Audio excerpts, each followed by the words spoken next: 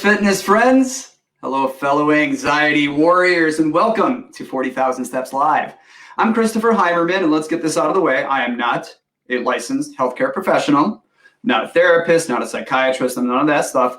What I am is I'm a guy with about 1.5 years of sobriety, and I've got a story to share with you. And I'm building this community where people feel safe to share their stories, to get some help, and to help each other in the process too. And honestly, right now, gang, I need to feel safe. I could use a little bit of help. And I'm not okay. And things have been rough these past few days. My depression and anxiety have been running rampant. And in the past, I would have just plowed through that stuff. I would have pushed it all down and I would have tried to will myself through it. And guess what? I probably don't need to explain it to you. It doesn't work, right? It makes matters worse. So now I know, and it took learning the hard way, that it's okay to not be okay. We've had a year, haven't we? Come on, gang. It's okay to not be okay. It's okay to be struggling. So I'm grateful to have all of you here. I'm grateful to have this safe place. And I'm also grateful to have somebody tonight on tonight who I have a lot in common with. Sasha Wolff is the founder of Still I Run. It's a community for runners who are battling mental illness, a gang that is taking the sledgehammer to the stigmas surrounding depression, anxiety, even, a lot of those folks like me also are dealing with addiction as well. Those dovetail together so often. So she's joining us tonight. She'll be on in just a few minutes. Hey, it's a great night for a run. Let's lace them up, shall we? It's 40,000 Steps Live.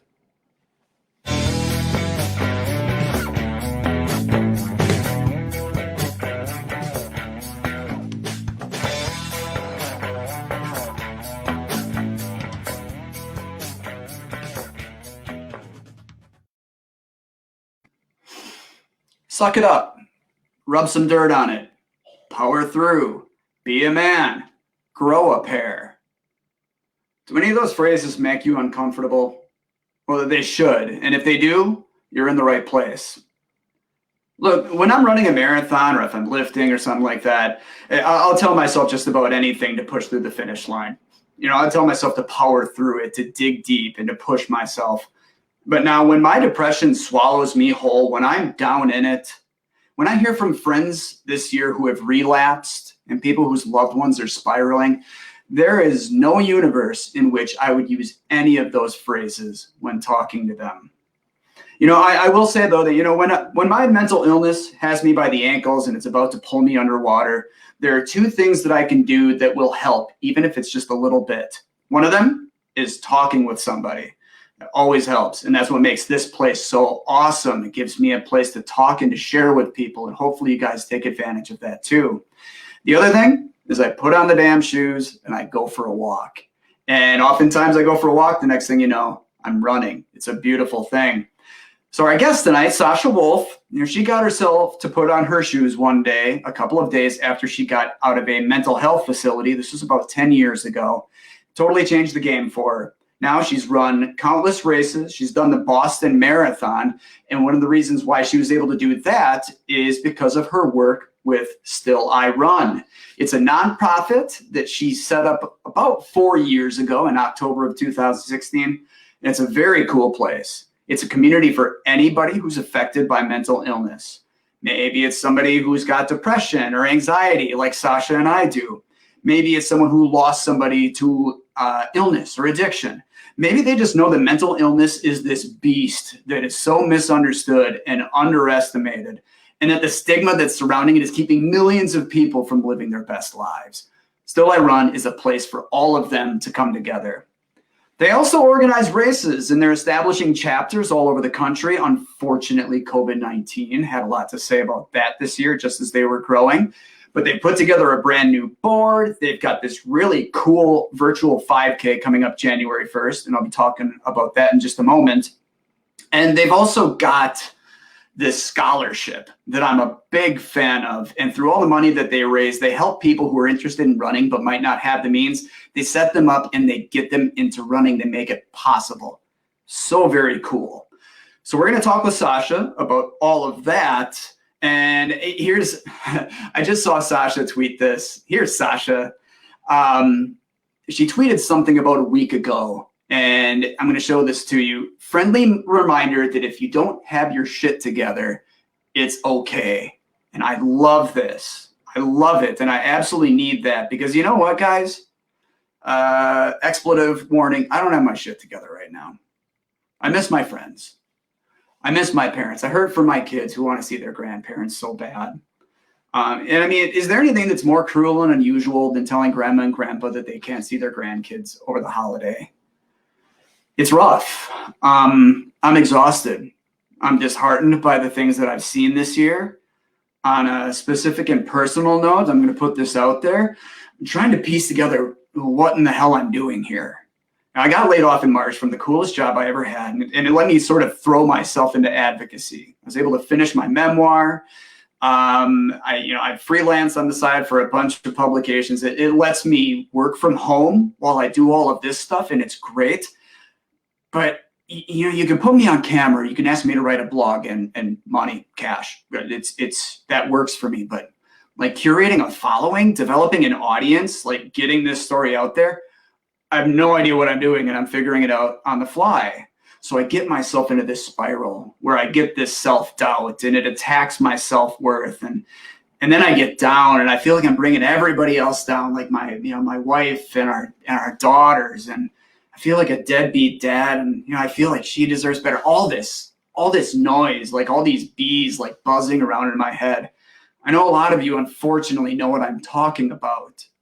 That we get into this spiral and it's this vicious circle of feeling worse and beating yourself up and feeling worse yet. Now, like I said, I've figured out 2 ways out of that hole. And the first one is a lot harder, and that's talking about it. I know it's hard, but I'll level with Kayla. I'll talk about it through my guitar or through journaling. I'll plunk around and play some music or I'll journal. Opening up helps. And I slowly come to realize that it's okay that I don't have my stuff together right now. It's all right that I'm clueless, and I'm going to get it. Just not today, but yeah, I'm going to get it. See, when we try to overpower our mental illness, it's going to beat us down. If we push it down and cover it up with a bandage and never let it see the light of day, it's going to fester and it's going to get worse. But when we acknowledge our mental illness and we acknowledge it and respect it, then it can actually heal. That's the powerful stuff when we actually talk about it. The other solution that I found, of course, is running. And Sasha and I are going to talk all about the healing power of exercise in a bit. For me, exercise is the very best medicine. And when I get down, I try to do little things. Like I know it can be so hard to just get out of bed. Totally get it. The other day though, and my daughter Elise, she wanted to paint my nails. And you know what? That was easy for me. I sat in the bathroom and I let the girl paint my nails. And I don't know, maybe you've noticed it already, but check these bad boys out. And if you're listening to this on the podcast, I'm going to go ahead and share some visuals of the lovely job that my daughter did for me. We went bold. We went very bold with the color. You got to have your accent nail, right? I did that and I felt so much better. And it was easy, but I totally get it that it's hard to just like get yourself out of bed and do that sometimes. The bottom line is, during this messed up time, I'm sorry for what you guys are going through. I'm sorry that you're hurt. I'm sorry for all the things you haven't been able to do. I feel for you, and I'm here for you. If you wanted a place to vent, man, hey, you found it. It's right here. If you've got any questions about mental illness or substance abuse, addiction, recovery, things I'm pretty well versed in, talk about it in the comments below. Make sure you indicate if you want to remain anonymous, because in a minute here, we're going to answer some questions live in the I Hear You segment.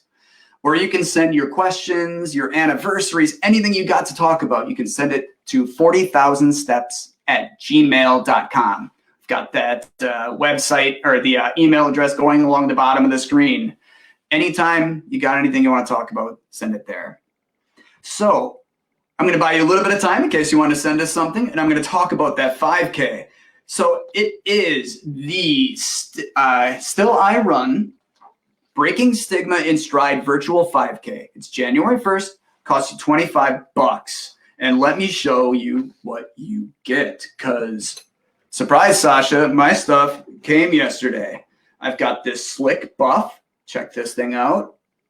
It's got that nice lavender tone to it. It's very cool. And it's got all these awesome messages in it. You are worth it. You are a warrior. Very cool.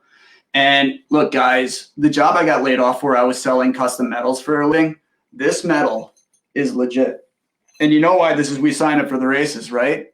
Is for this bad boy. It is cool. It's good stuff. And the other thing that they give you is a sticker pack, which is super cool.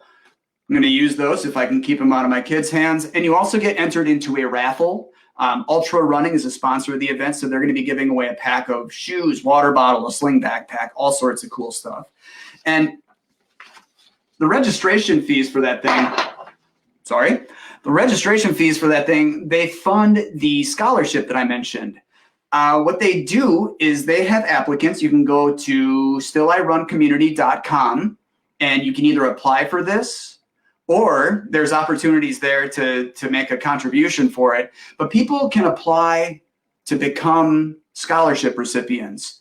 And if they're selected, if they don't have the means and they're selected, then they get set up with a pair of shoes, a pair of shorts, a shirt, all that running gear that it is expensive, am I right? They also get a coach, a mentor, a training plan, and they get a free registration into a 5K or 10K of their choice. And that's a big deal because that first race, man, it is unreal. And Sasha knows all about that. She's going to talk about her first race experience when she joins us shortly. So without further ado, we've got a couple of questions to get to in this next segment.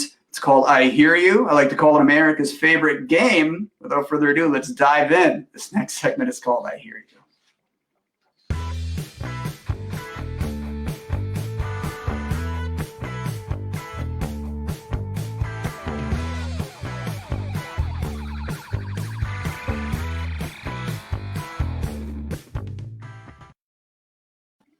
Hey guys, welcome back. Maybe you've heard this spiel before. Hopefully you've seen the show before, but if you haven't, the scoring in this game is super simple. I'll lay it out for you.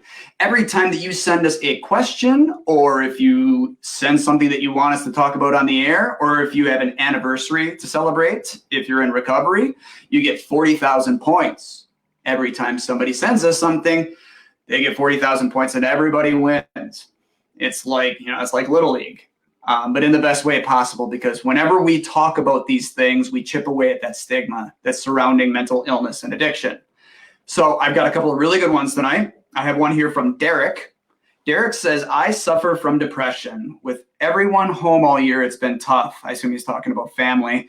I hate feeling like I'm bringing everyone down. What can I do? Well, we just touched on this one a little bit. And first off, Derek, you are the man. You're absolutely the man for reaching out to us, and I can't thank you enough. What can you do? What you can do is, and this is hard, I'll say it again, it's hard, is you can talk to the people who you feel like you're letting down. You're probably going to be pleasantly surprised at the fact that they care about you and they just want to help. It took me years to really level with Kayla. My wife doesn't battle mental illness, no depression, no anxiety, anything like that. So she's still learning all the time what makes me tick. And that's okay. But she can't learn if I don't talk to her, right? She can't figure out why I might withdraw or why I'm distant if I don't talk about it. So the communication is absolutely huge. And we'll always be coming back to that if we shed light on things and if we're open and honest, it can only help. And then, like I said, just do the little things. If you put on the pair of shoes and you go for a walk, if you sit down and you watch a movie with your kids. I mean, that's one thing I've found out during this pandemic is if I'm burned out, sometimes if I just sit down and watch a movie with my kids, that's all that they want. It's just for me to be there. So I suppose never underestimate just the power of being there. Derek, I hope that helps. And I hope that you hang with us. And I hope we hear from you again. The other one is from JC. JC wants to know, how do I figure out where to go for mental health care? Awesome. We had Jada Butler, my psychiatrist and therapist. She was on for our first episode, and she had the best advice that first thing first, if you have a regular doctor, talk to them. Oftentimes, your regular doctor might be comfortable prescribing medication, but they're not a therapist. They're not a counselor, but they might be able to help with a diagnosis and to get you started on something. However, most often what they're going to do is refer you to a local service or to a local doctor or a center that has mental health services. And they're going to get you set up with somebody who is, that is their job to help you talk through things, and then also somebody who can get you on the right meds. I'm blessed that Jada is one and the same. She's my therapist and she's also a psychiatrist. Oftentimes you end up seeing two different people. But you want to make sure that the person who's prescribing your meds, that they are in fact trained that way, and that they know exactly what they're doing. The other thing is check with your insurance. Make sure that you check with your insurance before all of a sudden you go and you end up with a $400, $500 bill. I don't mean to give you sticker shock, but make sure that you check with your insurance that when you do go to another service, that it is in fact covered. Now, I saw a very long-winded question up here from a very good friend of mine, Alex. And I'm going to level with you guys. This studio has its limitations in terms of how much can go up there. So I missed it, and I'm going to try to pull it up here quick. In terms of that, finding out where to get help, insurance, talk to your regular doctor. They should be able to help. Okay, I've got it here. Okay. Alex says, I know it can be tough to find this silver lining, but lately I've been letting myself daydream a bit about how great normal things are going to feel when we get past COVID. A concert, a festival, etc. Have you been able, Chris, to look ahead to better times, or has getting through today occupied you fully? No, hey, here's the cool thing about, one day at a time for people in recovery, right? But here's the thing, that is absolutely true, that all you can take care of is what you have today. However, I also think that it's perfectly healthy to look down the road a little bit and know that you're working towards something. For me, it makes it a little bit easier to wear my mask all the time if I know that doing that is going to help me get to a concert sooner. And setting aside a little bit of money, what little we can scrape together right now, and sort of earmarking it for a family vacation next year, I am absolutely looking forward to that stuff. Yeah, we've got to take care of today. That's first and foremost. That's paramount. But we got to give our some stuff to circle on the calendar, right? I think that that's perfectly healthy. And I know a lot of people who are just aching to see some live music, and I am included in that. And I think whether you're booking a race for like next fall, or if you're buying tickets to a concert, I think that that's good mental therapy, because you're telling yourself that I have things to look forward to. I see absolutely no downside to that. So thank you, Alex. Thank you, JC, and thank you, Derek, for weighing in on the I Hear You segment. You're all awarded 40,000 points, and all three of you guys get a participative certification. Do we have trophies? We don't have trophies yet. We're working on that. Guys, I'm pumped. It's time to bring in my very special guest, Sasha Wolff, the founder of Still I Run, a community for runners battling mental illness. We're going to talk about running. We're going to talk about mental health, and we're going to play a little game called the Christmas Playlist. So without further ado, it's time to head over to the guest room. Let's go.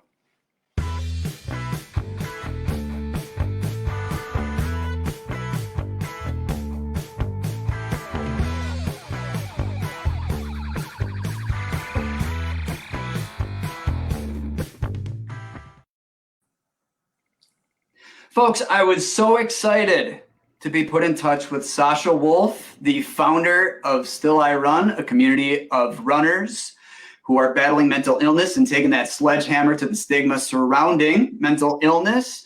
And Sasha's here to talk about her story, as well as all the exciting things going on with that nonprofit. Sasha, thanks for joining us. How are the Christmas lights tonight? They were very good, except they were very busy. I underestimated how many people wanted to be there. Well, it's so crazy that, our options are limited right now. We were in Rockford, Illinois the other night, and the traffic was lined up for miles. But the kids loved it, right? Oh yeah, they absolutely loved it.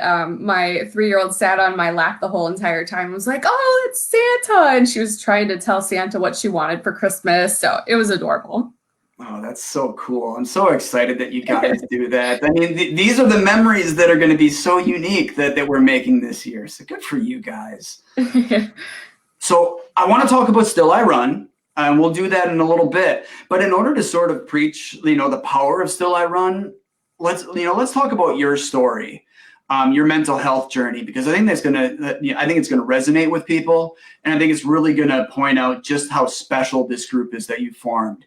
So I guess take us back. What was it? 17 years or so when you got your first diagnosis, and let's say that the service you got was less than stellar. It was a little subpar. So it was in 2003 when I went off to college. I'm originally from California, so I moved all the way to Grand Rapids, Michigan to go to college, and was having some difficulty adjusting, which, brand new state, brand new people, brand new everything, parents not around.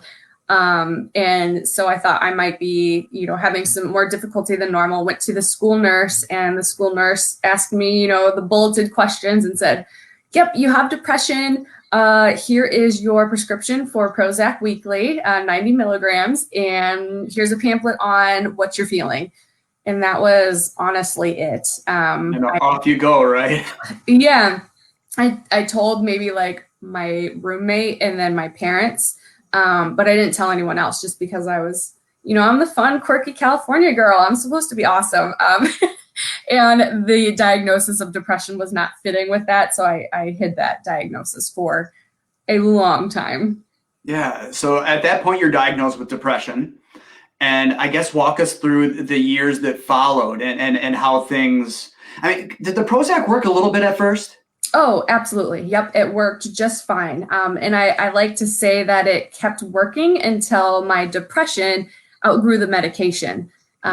When you have a mental illness, it's much like any disease that you have for a long period of time. You need to manage it. And I did not do that. I didn't do any follow-ups. I didn't do therapy. I just kept getting refills on my Prozac weekly, and finally got to a place in 2011 where I just could not deal with it anymore. And that's kind of when I had a mental breakdown and everything kind of came to a head. Well, and that was, you described it to me the other day. That was like in the parking lot of a Best Buy. Thank goodness that a friend was there with you in the car. Yeah, absolutely. I felt like my chest was constricted. I couldn't breathe. I was having a panic attack. I couldn't stop crying. I didn't want to exist. No suicidal ideation, but just that general feeling of everybody would be better off if I wasn't around kind of deal. Well, and everybody thinks that you need to come up with some like elaborate plan to commit suicide in order for you to be, you don't need a flag that red. Yeah, suicidal ideation. It can be, having the all out plan, or it could be like me where I just didn't want to exist. I just didn't want to be there. Yeah, I was there for a very long time as well. And I remember, being in the hospital and them asking, "Have you ever come up with a plan?" And immediately I start thinking, "Oh, if I never came up with a plan, am I okay? Right. Am I overreacting?" So you get some help, and then when you get back to reality, and that's a trip in and of itself. What was that like? Because I assume you didn't just come out and you were a mental illness warrior at that point. No, I spent I think 5 to 6 days at a mental health hospital, learning just more about disease management, going to therapy, coping mechanisms, talking with other people that were also in the mental health hospital with me. And when I got out, I felt so alone, because in the hospital, I was with a bunch of people who truly understood what I was going through. And then I get out and people are like, "Well, where were you for the last week?" How do you explain that? So I felt really alone and strange and still a little down. The medication was working, the therapy I was going to was working, but it's hard. It feels like there's almost no support group really amongst family and friends. Yeah, especially if, and that's where there's the whole chicken and the egg thing, because there would be if you could talk about it, but society has told us that we can't talk about it. So yeah, it's so tough for people to break through and take some of those initial steps. But you took some literal steps. You took the dog for a walk, right? I mean, talk about that little thing that really got something going for you. Yeah, so when I was in the hospital, we learned about a bunch of coping mechanisms, and one was creating for yourself a healthy habit. So I saw my shoes in the corner of my room, and I thought, all right, I guess I'll take the dog for a little walk. I used to run on and off for fun, so maybe I can just get out there, breathe in some fresh air. And I felt so empowered after that first little walk, just because that was hard. It was hard waking up. So being able to put on my shoes, tie my shoelaces, get on all my clothes, and like go outside with the dog, that was a huge thing that I overcame. And I felt better. So then the next day I went a little longer on my walk. And the next day I added a little bit of speed. And I have not stopped running for my mental health since, because I put together that, sense of feeling like a warrior and the increased serotonin from the exercise with, mental health. I was like, this is a great combination. Why didn't I see this before? Best medicine. It's the best medicine around. And about a year after you got out of the hospital, tell me about your riverbank experience, because this seems like where like the boot, the boot was off the car and you were ready to drive. Yeah. So one of my friends that I worked with understood that I was going through a hard time. And he knew that I had started running just a little bit. He's like, hey, why don't you join me and my friends, be a part of the Kick Butt running crew. And we're all training for the riverbank run. There's the 5, the 10, or the 25K. And I said, fine, I guess I've never done this running group thing before. I don't know. I'll do the 10K with you guys. And the training just was so much fun. And I kept doing the mileage that the 25K people did. And finally got to a point where I was like, all right, well, I guess I'm signing up for the 25K. And that's what I did. I ran my very first 25K, I think a few years after I ran my first 5K. Now, folks, I want to put a disclaimer out there that not everybody is an absolute savage competitor like Sasha. You had done a Coach to 5K a few years before that. And I mean, you caught lightning in a bottle here is what happened. It felt so good crossing that finish line of the 25K. I was like, oh my goodness, I can do hard things. Now, so you're out there on the course, and are you already sort of envisioning that I want to be part of a running community, and when something that what did that look like to you? So at the time I was like, oh, I still want to be a part of this running crew. I mean, look at where they got me, all their encouragement, the camaraderie, the community. And I knew that I wanted to still remain in running in that way, but I don't think at that point, like right when I was running, I thought of Still I Run. I think it was still just kind of like a distant little thing in the back of my head. But I knew I was hooked when I was running. Actually, I remember the exact moment. It's like the turnaround portion of the 25K. So you go in one direction for the longest time, and then you turn around, and it's like right when I was crossing the bridge over the river, I remember thinking, I love this running thing. And now, folks, she's describing, this is in Grand Rapids, Michigan, which brings to mind, I should thank you for staying up late with us tonight, because you guys are like on the west coast of the Eastern time zone, so to speak. So a couple of years later, you're looking for a running community, and it doesn't exist. Tell me about how you came up with Still I Run, and we're talking about what, October of 2016 that you finally launched it? Yeah, so in 2012 was when I ran the 25K, and I discovered that I really liked the running community thing. And I think it was a couple months after the Riverbank run where I was like, there has to be a community of mental health running warriors out there. I can't be the only one that's running for their mental health. It's so obvious. And I guess it was too obvious that no one ever thought to put together a community or group for running for mental health. I literally Googled everything for 3 years trying to look for some sort of mental health running group and couldn't find anything. So I, in 2016, kind of just did it. I put it out there for the world to see, not thinking anyone would be interested in it at all. So you launch it then, and you come up with some pretty cool artwork though. And I want to show a picture here of something that is still around. It's still incredibly popular, and it's such a cool logo that you still have it on you. I'm going to show everybody a picture of the. You have this tattoo, correct? I don't. I actually have the Still I Run logo on my arm. Oh, there it is. Yep. That's the one. That's there you go. Yep. Okay. I thought you were talking about the other one. But no, the one. And we'll have to point people to the website where you've got the arrows crossing and run and the semicolon. I love the use of the semicolon, and I love the name too, and the playing off of that's Maya Angelou, right? Maya Angelou's poem. Yeah, I absolutely love it. And I actually, the name for Still I Run came out of, okay, so let me go back a little bit. One thing that prevented me from actually launching Still I Run is I needed to come up with a name, but I couldn't come up with one, like just had no idea. And so after doing a 20-mile training run for the Grand Rapids Marathon, I decided to get this tattoo. And the idea behind it is Maya Angelou's poem of overcoming all obstacles. And I changed the I to a semicolon for mental health awareness, and then changed it to Still I Run because that's what I like to do. And as soon as that tattoo went on my arm, I was like, that's the name for the group. That's what I need to name it. It's so very cool. Now, I want to talk about the 5K and the scholarship. But first, I want to take a moment, folks. We all know that this has been a tough year, right? Well, for the Salvation Army, the funds have been leaner this year.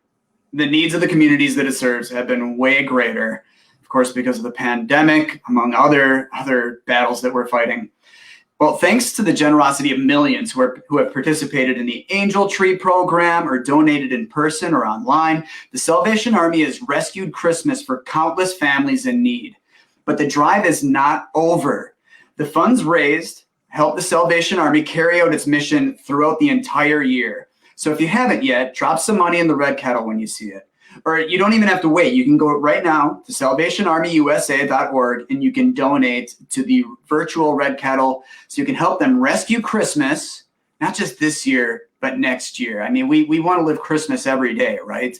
The money that they're raising now helps the Salvation Army's mission year round. So thank you so much for contributing to that. Now back to Sasha. I mean, this thing exploded, right? Still I Run, but by December you're on TV. Yeah, I pitched it to the local media station in town, and they thought it was a wonderful idea. So they came over to my house and did a story on it, and that kind of propelled Still I Run. I mean, once you get that first story out on the internet and people start liking it or commenting on it, it kind of spreads virally that way. So cool. And so you guys, you're building things, and then like last year you guys were launching some running chapters, and you were going to do more this year. But I know, COVID. Semicolon, right? What? Semicolon, right? Oh, yes, definitely a semicolon there. We're continuing on. We're just pausing right now. It's so cool. I'm looking forward to those cropping up everywhere so that everybody has this community to grab onto. So you guys have this 5K coming up January 1st. I don't think you were here just yet, but I got my stuff, and it's awesome. Yay! I'm so glad you got it already. I took this thing for a test drive today. It works. And you like it? I do. And it, it doubles as the mask. It's perfect. People were shouting out compliments. They loved it so much. Okay. Now I'm exaggerating, but the metal's cool. It's all good stuff. And the money that you guys are raising for that, and people can register at stillirun.community.com. Mm-hmm. The funds that you're raising, tell me about all the money that you guys bring in, let's talk about that scholarship, because I think that's one of the coolest things that you guys do is you make running possible for people who might not have the means. Yeah, it's absolutely my favorite. We launched it January of 2020 this year. And the idea behind it is that, so those of us in the running community, we probably think it's just easy, strap on some shoes, get out and go. But when we first started, like, we didn't know how to start. Maybe we didn't have an accountability partner. Maybe we didn't know what training plan to do. We don't know what shoes to buy or socks or anything like that. So there are several barriers to starting running for mental health, all of that, plus even having the money for a good pair of shoes. So the Starting Line Scholarship is for people who want to overcome those barriers to running for mental health. And we pick recipients on a quarterly basis, and recipients will get a pair of shoes. Ultra Running will be donating all the shoes for 2021, which is absolutely amazing. And then they will also get a moisture wicking shirt, shorts, proper socks, some Still I Run swag like a water bottle and a hat. They get a Still I Run mentor, a Still I Run certified coach, a training plan, and then entry into a 5K or 10K of their choice. All right. I pressed you on this because there's some really expensive 5Ks and 10Ks out there. You guys don't put a cap on that registration fee, and doesn't that stem from your experience at Riverbank? Yeah, I really want people's racing experiences to just be, this is going to sound weird, magical like mine was. And that's why we have a mentor, and that's why we have a coach to help you find a good race that's going to have a good experience once races are back in business again. But when I ran the 5K, it was at the Riverbank Run in 2009, I believe. And I just still remember like the feet of thousands of people running together, and just the atmosphere and hearing everyone and people cheering each other on. Like, that's what I want to give to the recipients. I want them to have a really positive experience doing their race. Shout out to all my homies in Milwaukee. My first was the Storm the Bastille run in downtown Milwaukee when I was in college. And yeah, it was just epic. You know, you have the people lining the streets, and you know, if you're doing a race like that, you've got the tall buildings downtown, and this was at night, so it was like even more epic. So yeah, and it's funny because at the time it was glorious, and then I didn't do it for a while again. But the hook was in there. And the next thing you know, a couple of years after that, I'm running a 5K like every weekend. Well, hey, speaking of 5Ks, the virtual 5K, people have to run it January 1st, no matter what condition they're in after New Year's. Correct. But they get some really cool stuff. Apart from the stuff that I've showed everybody, there's the Ultra Running is also giving away a really cool pack. Talk to me about this race, what significance it has, and how excited you are. You're hoping to get 1,000 people, and you're probably already over 500. We just cracked 500 today. We're at 523, I believe. Whew, that's awesome. And yeah, like I said, people are getting their stuff on time. They should register now, though, to make sure that they do, right? Yeah, the sooner you register, the better, because I am literally like every other day taking registrations, packing it up myself. Like, the floor right over here looks like FedEx. I'm packing it all, and then I go to the post office every other day. So with everything backing up right now in the mail, the sooner people register, the better. Now, I know you've got the Still I Run thing going on. I know you've also got a full-time job on top of that, but you have another full-time job, and that is being a mom, being a partner, and keeping the household on schedule. I'm going to go ahead and show a picture of you along with your husband, Greg, and your kiddos. I mean, that's a Christmas card right there. It is a Christmas card. That's like, oh man, Quinn looks so tiny. So how old are your girls now?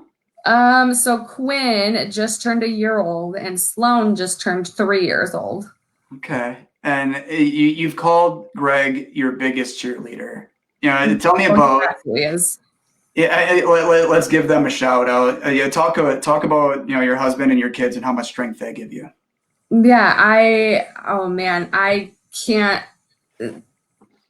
into words like how thankful I am for Greg, because he definitely allows me to take a couple hours every evening or every other evening to come up to this office and do my work for Still I Run while he watches the girls. And he does that when I need to go and get my runs in for my mental health. And I wouldn't be able to do what I do if it weren't for him. And he's also a huge runner too. We're like that super nerdy running family where we put the girls in the stroller. We just did that today, actually. We put the girls in the stroller, we bundled them up, and we went for a 3.5 mile run together.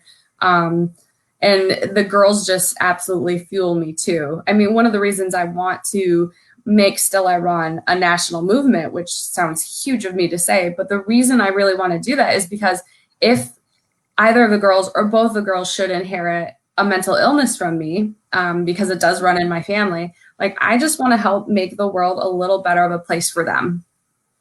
Absolutely. And they're already watching. They might be so small right now, but I mean, our girls are 7, and we didn't have to twist their arms too hard to get them to run a turkey trot with us on Thanksgiving.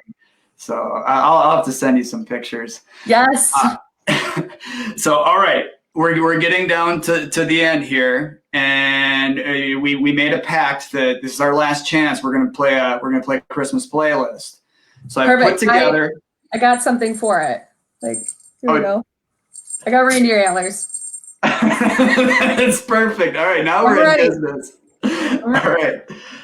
So I'm going to tell you names of Christmas tunes. You are the DJ of the party, and you're going to tell me whether these songs are making the playlist. All right. First one's easy. Santa Claus is coming to town. Oh yeah, totally making the playlist. But here's the sub question: which version? Oh, the classic, whatever. I don't remember who sings it, but like the classic version my dad brought me up on. Is that the Bruce Springsteen, you think?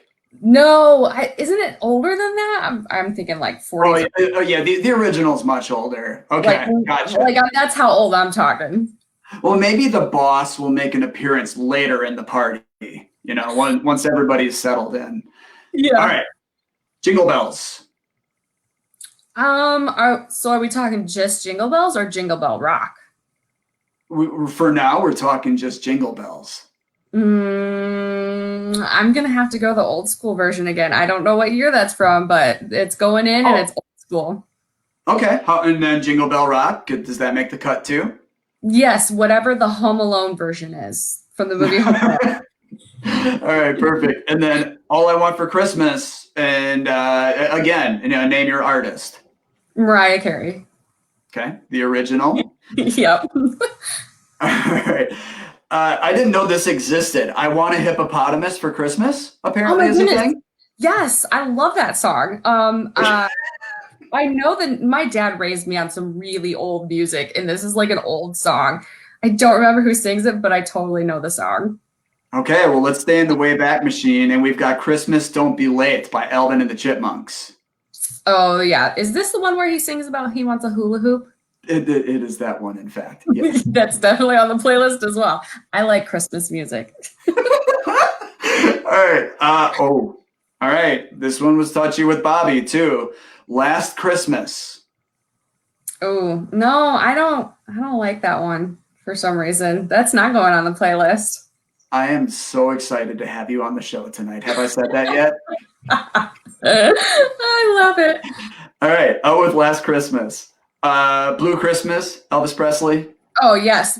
Only because I like the part in the song where the ladies are like, ooh, ooh. That's terrible, but I love that part of Blue Christmas. All right. This one is, we're going to slow it down a little bit with the Christmas song, little Nat King Cole. Oh, for sure. I love Nat King Cole. All right. Beautiful. We're doing well. Rocking around the Christmas tree. Yes, definitely in. Santa Baby. Oh, for sure. I actually really like the Elf version with Zoe Chanel, and does Will Ferrell sing at all? Yes, he does a little bit. Oh, that's Baby It's Cold Outside. Oh, dang it. Yes, you were totally right. Well, we literally just watched it yesterday, so I have an advantage here. All right, so they're both in then? Because yes. I was going to... Okay, cool. I Saw Mommy Kissing Santa Claus. So funny, when we were waiting in the very long line to see the Christmas lights, that song played, and I'm like, huh, that's kind of a weird song when you think about it as an adult. So I don't like it anymore. The new perspective. All right. Yeah. Out with the I saw mommy kissing Santa Claus. All right. Hey, this last one, boy, I realize I'm kind of ending on a potential downer, but Happy Christmas. The war is over. You know that tune, right? So this is Christmas. Yes, I love that song. It's actually an awful song, but I love it. Just because the vocals behind it are fantastic. It's an amazing song, and here's where I'm going with this is when I was a kid, I remember at a very young age, 9 or 10 years old, hearing that song. And this was one of the very first times that I realized that I was a little bit different in the fact that I heard that song and it made me so miserable and it made me feel so very much like the whole "what have you done?" I was like, "What did I accomplish this year?" And I was like 9. You know what I mean? So I think about, I don't think that you're ever too young to realize that you might be wired a little bit differently from other people. Yeah, I definitely feel like I had those moments as a child as well, just feeling kind of like an outsider, like I feel everything so large. Do other people feel this way? Yeah, yeah. Oh, I don't like to hear that you had that struggle as well, but solidarity, sister, right? Um, any songs that we missed? Anything that's got to go on the playlist that we didn't talk about? Yes, and you will either be the coolest person in the world. No, you would be the coolest person in the world if you know what song I'm talking about. It's called Dominic the Christmas Donkey. Oh, is that hee haw, hee haw? It is. Yeah, okay, yeah. All right. That All right. absolutely goes on the list. I win. Coolest in the world. Coolest in For the one world. for one night. That was the only song that was missing, in my opinion. Excellent. All right, I think we got a good thing there. We're gonna have a good party.